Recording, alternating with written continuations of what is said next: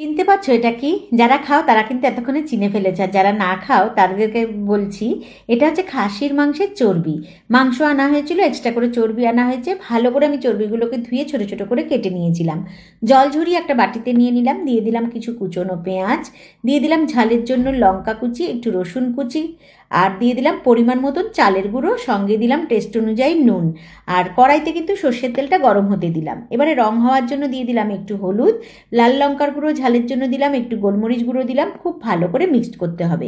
চালের গুঁড়োর পরিমাণটা এমন করে নিতে হবে, চর্বির পরিমাণ অনুযায়ী কিন্তু নিতে হবে। আর আমি কিন্তু এখনো পর্যন্ত কোনো জল ব্যবহার করিনি। খুব ভালো করে উল্টে পাল্টে কিন্তু আমি এটাকে মাখিয়ে নিয়েছি।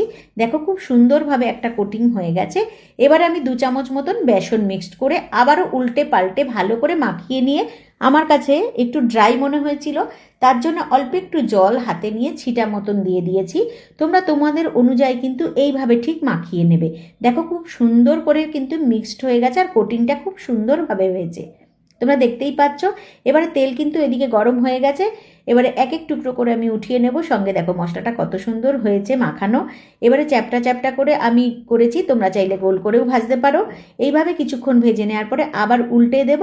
এবারে লাল লাল করে ভেজে উঠিয়ে নিচ্ছি টিস্যু পেপারের ওপরে, কারণ এক্সট্রা যে তেলটা থাকবে ওটা কিন্তু অ্যাবজর্ব হয়ে যাবে।